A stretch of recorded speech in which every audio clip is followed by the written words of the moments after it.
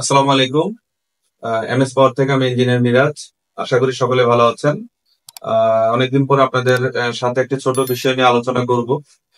তো অনেকে আমাদের সাথে ফোনে কথা বলে যে ওনারা সোলার যে হাইব্রিড সিস্টেম অথবা অন গ্রিড নেট মিটারিং যে সিস্টেম গুলোর মধ্যে কাজ করছে, ওখানে MC4 কানেক্টর যেগুলো ব্যবহার করছে ওখানে কিছু সমস্যা হচ্ছে।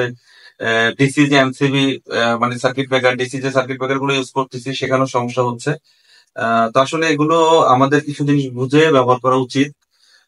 কারণ হলো এগুলোর মধ্যে যেমন ভোল্টের একটা ব্যাপার আছে, অ্যাম্পিয়ারের ব্যাপার আছে। প্রত্যেকটা MC4 কানেক্টর অথবা আহ, আপনার ডিসি সার্কিট ব্রেকার দুটো একটু সামান্য একটু বুঝে তারপর আমাদের ব্যবহার করা উচিত। যেমন আমি প্রথমে MC4 কানেক্টর অনেকে কানেকশনের সময় বলতেছে যে আমার এটা পুড়ে গেছে বা সমস্যা হচ্ছে, কাজ করতেছে না, নষ্ট হয়ে গেছে।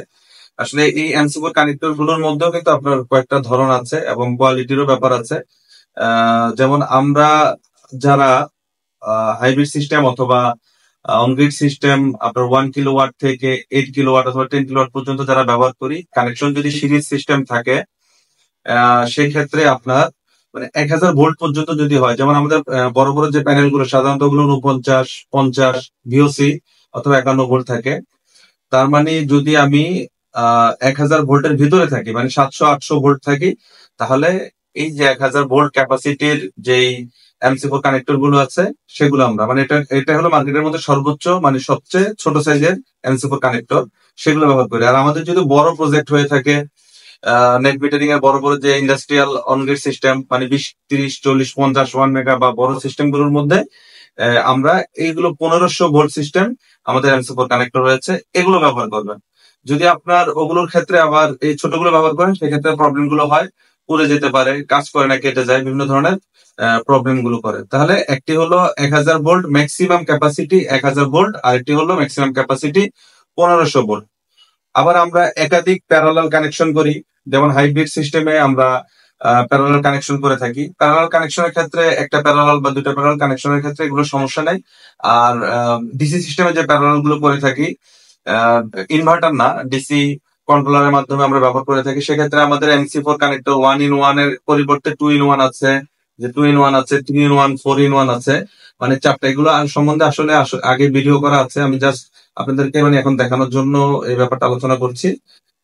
এবং এবার আসি আমি হলাম এমসিবি মানে ডিসি যে সার্কিট ব্রেকার গুলো আমাদের 500-র উপরে যেই প্যানেল গুলো, 610, 700 ওয়াটের যে প্যানেল গুলো, ওগুলো তো সাধারণত অ্যাম্পিয়ার থাকে হলো 10-এর উপরে, 11, 12, 13, 14, 15 অ্যাম্পিয়ার পর্যন্ত থাকে। তার মানে আমি যখন এখানে সার্কিট ব্রেকারটা ইউজ করব 20 অ্যাম্পিয়ারের মধ্যে থাকবে, 20 অ্যাম্পিয়ারের মধ্যে থাকবো। যদি আমি দুইটা প্যানেল প্যারালাল করি অ্যাম্পিয়ার বেশির জন্য, যখন আমি দুইটা প্যানেল প্যারালাল করব, তার মানে অটোমেটিকলি আমার টোটাল অ্যাম্পিয়ার চলে যাচ্ছে প্রায় 22, 23, 24। তখন কিন্তু 20 অ্যাম্পিয়ার কাজ করবে না, পুড়ে যাবে। কিন্তু সেক্ষেত্রে এটা ব্যবহার করবেন, অনেকে এই ভুলগুলো করছেন।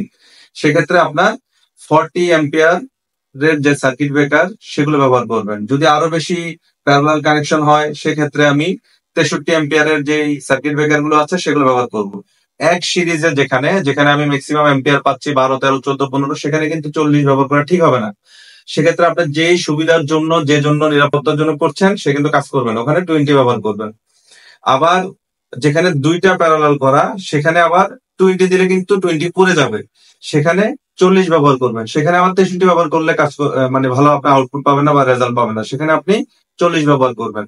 তো এই ব্যাপারগুলো একটু বোঝে যে আমার সিস্টেমের টোটাল ভোল্টেজটা একটি স্ট্রিং এ অথবা একাধিক স্ট্রিং এর টোটাল ভোল্টেজ কত আসছে, অ্যাম্পিয়ার কত আসছে, তার উপর নির্ভর করে বা সেটা আপনি কনফার্ম হয়ে সে অনুযায়ী আপনি MC4 কানেক্টর গুলো ব্যবহার করবেন অথবা আপনার ডিসি সার্কিট ব্রেকার গুলো ইউজ করবেন।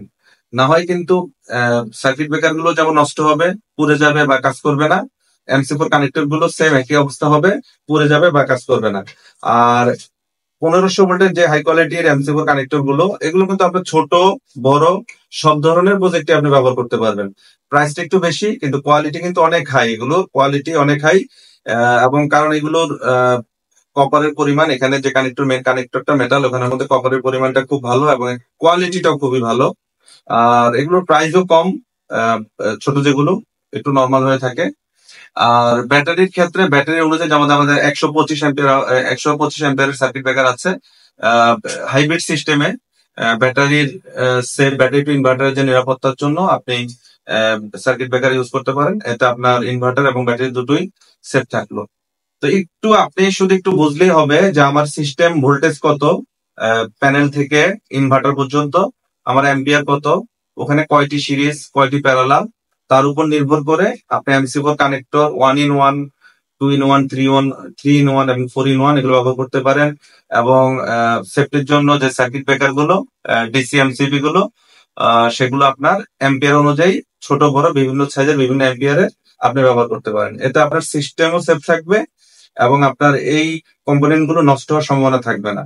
যদি ভুল করেন তাহলে নষ্ট হওয়ার সম্ভাবনা থাকবে। তারপরে যদি আরো কারো কোনো বিস্তারিত জানার ইচ্ছা থাকে, আপনার সিস্টেম সম্বন্ধে ধারণা যদি ভালোভাবে বুঝতে না পারেন, তাহলে আমাদেরকে ফোন দিতে পারেন। ভালো থাকবেন। আগামী দিন ইনশাল্লাহ আপনাদের সাথে আবার দেখা হবে। আসসালামু আলাইকুম।